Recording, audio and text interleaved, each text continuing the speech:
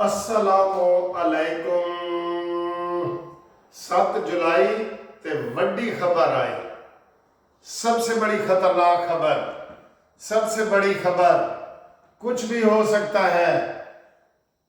वो क्या कहते हैं जी, टाइकून जो होते हैं वो तशरीफ ला रहे हैं। सब कुछ ऊपर नीचे होने वाला है। क्या खिचड़ी पकने जा रही है। हुकूमत को खुद खतरा पैदा हो गया।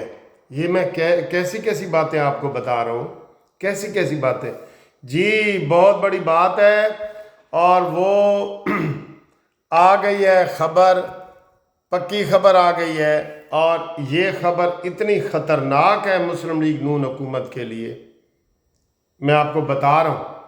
और ये इस खबर से कोई बंदा बच भी नहीं सकता जी। अब आप कहेंगे यार दसो भी सही वकील साहब की सानू बुझारता पा रहे हो जी। ब्रेकिंग न्यूज़ है, 15 जुलाई को मलक रियाज बहरियावाला मफरूर एब्सकांडर इश्तिहारी तशरीफ़ ला रहे हैं।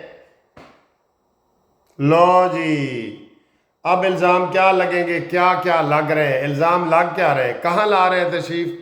बिलावल भुट्टो से बात हो गई है, आसिफ अली जरदारी से बात हो गई है, इसहाक डार से बात हो गई है, और फ़िलहाल वो तशरीफ़ ला रहे हैं सिंध के बिलावल हाउस में। और उनको बिलावल हाउस और जरदारी ने कह दिया कि सिंध में आपको कोई ख़तरा नहीं है, इत्थे कोई तुहाडी इश्तिहारी और इत्थे तुहाडा मफरूरी तुहानू इत्थे कोई भी नहीं फड़ सकते।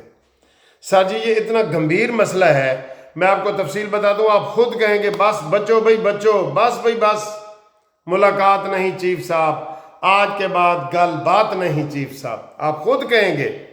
ताज़ा खबर आई है, मलक रियाज साडा भाई है, ये खबर है। अच्छा, ये खबर किसी एक चैनल ने नहीं दी, किसी दूसरे चैनल ने नहीं दी। अच्छा जी, वो खबर मैं बता रहा था, एक टेलीफोन आ गया तो फिर मैं जल्दी मैंने शर्ट भी बदल ली है और आपसे बात भी कर रहा हूँ। सर जी इतनी ख़तरनाक है, इसकी जो तफसीलात सामने आ रही हैं ना, कि 2 बड़े आर्मी के जर्नल मलक रियाज बहरिया के आने के मुखालिफ हैं, ठीक है, बाकी सारे उसके हक में। अब आप अंदाज़ा लगाएं कौन मुखालिफ हो सकते हैं जी। जिनको ट्रकों की ज़रूरत नहीं होती, ये रोपड़ा, पैसा, डॉलर, पाउंड, यूरो, ये उनकी ज़रूरत नहीं है।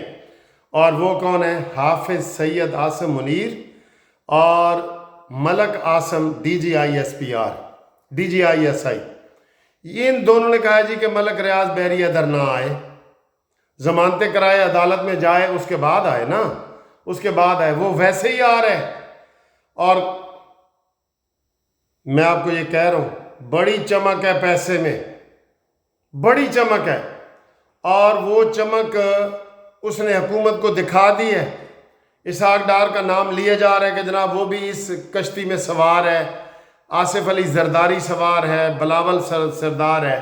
मैं शहबाज शरीफ का नाम तो नहीं लेता, लेकिन जो ये नाम सामने आए हैं, अब मुझे लगता ये है कि हुकूमत, मौजूदा हुकूमत ये कह रही है कि वो आए, क्योंकि मलक रियाज के ना सबके साथ ताल्लुकात अच्छे हैं।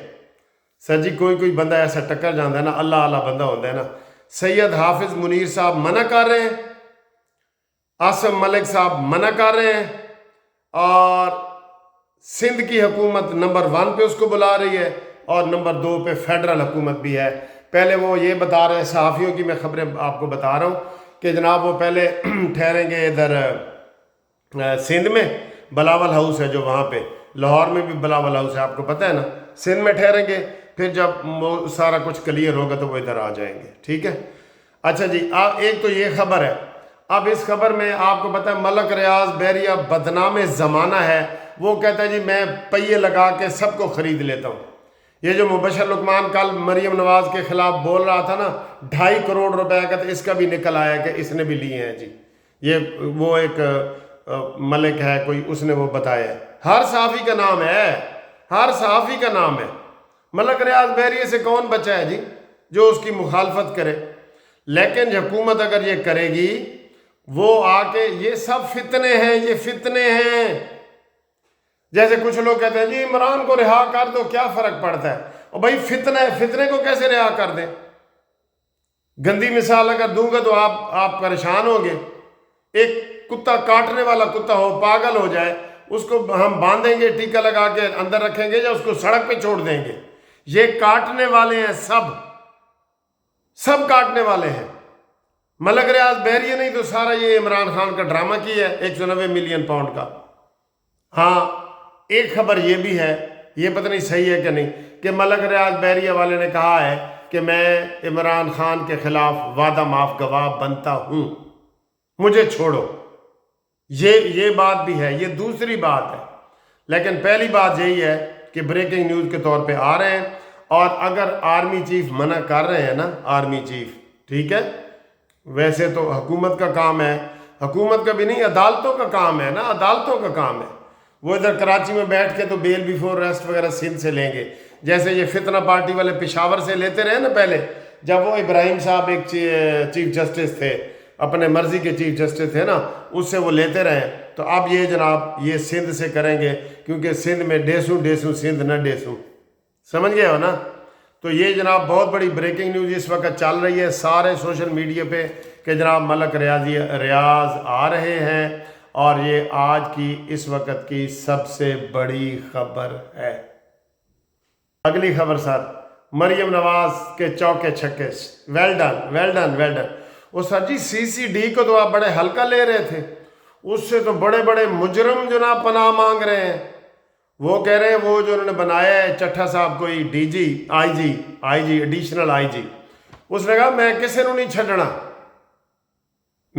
نہیں چھڈنا، بالکل ایسا کرنی نہیں رہت، بھاویں وسے تو ولیت، تینوں لے کے جانا میاں والی، قمیض تیری کالی. اس نے کہہ دیا.